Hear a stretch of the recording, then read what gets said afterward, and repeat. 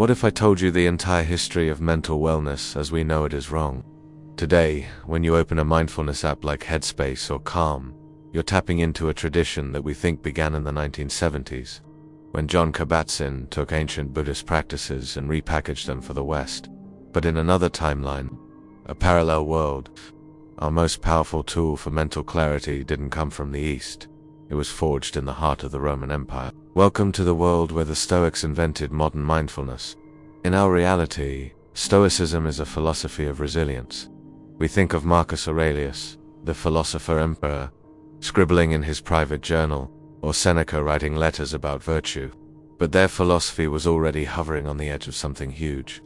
They preached prosody, or constant attention to the present moment.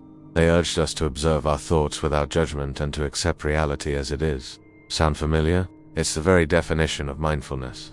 Now, let's travel back to the year 150 CE. This is our point of divergence.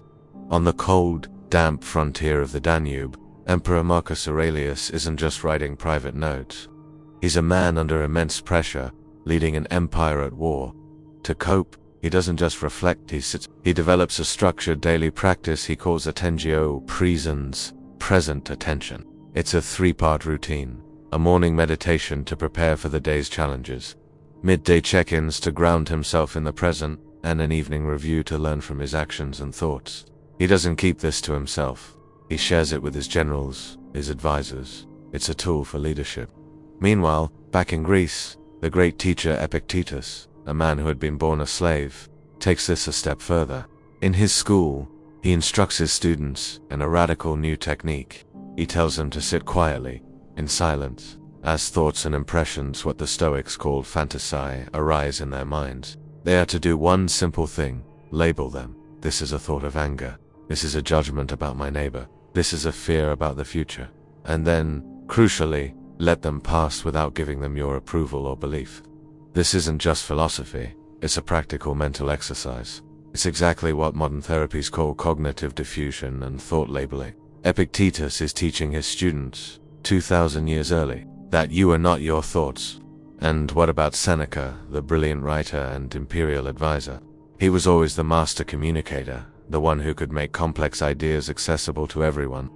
In this alternate timeline, Seneca writes a series of wildly popular letters that sweep through Roman society. He doesn't talk about complex doctrines.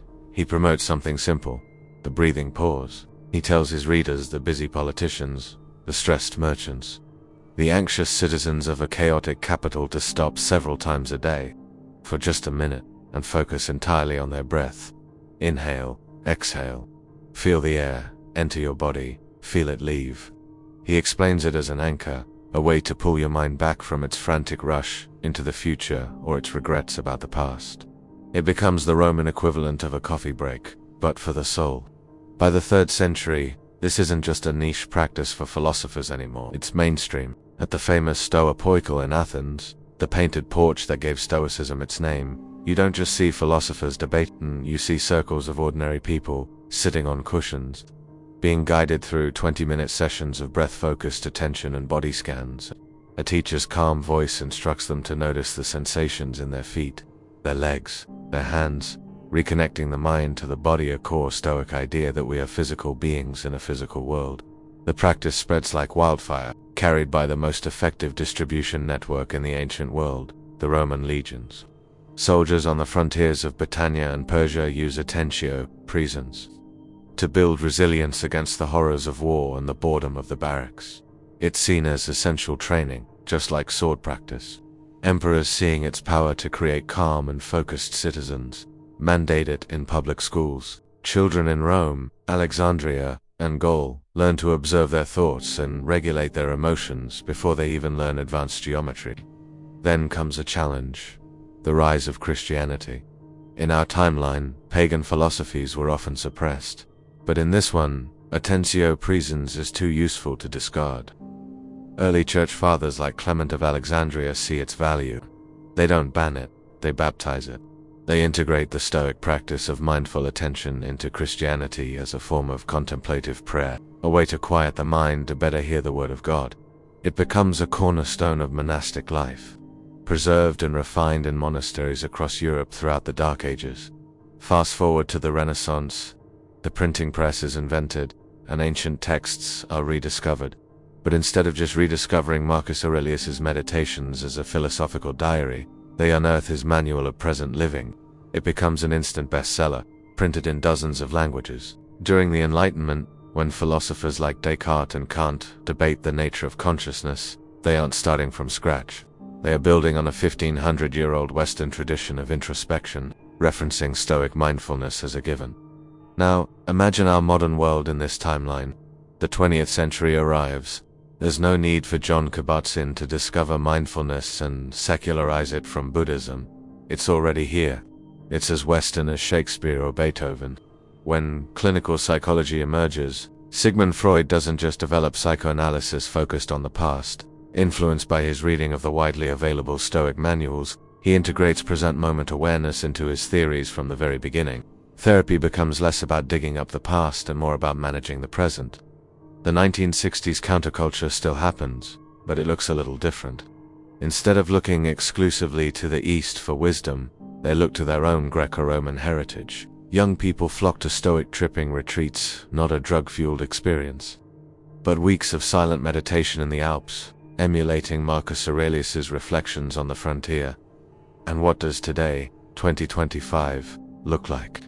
You pull out your phone and open your favorite meditation app. The guided sessions are voiced in soothing Latin. The daily wisdom quotes aren't from a Zen master. They're from Seneca. While we wait for life, life passes. Corporate wellness programs teach the Seneca pause to improve productivity. And in schools across the globe, every child learns the Stoic breath. A simple box breathing technique: inhale for 4, hold for 4, exhale for 4, hold for 4. It's as fundamental as learning to read. The global mindfulness industry is even bigger than in our world, but it's branded as classical wisdom for modern minds. In this alternate history, the Stoics didn't just give us a few good quotes and influence a branch of psychology. They gifted the entire world its dominant tool for mental health, centuries ahead of schedule. It's a powerful thought experiment that reminds us of a profound truth. Sometimes the most revolutionary ideas for the future are actually forgotten gems from the past, just waiting to be rediscovered. Thanks for exploring this alternate world with me. If you enjoy bending history and exploring big ideas, make sure to like this video and subscribe for more. What piece of ancient wisdom do you think could change our world today? Let me know in the comments below. See you next time.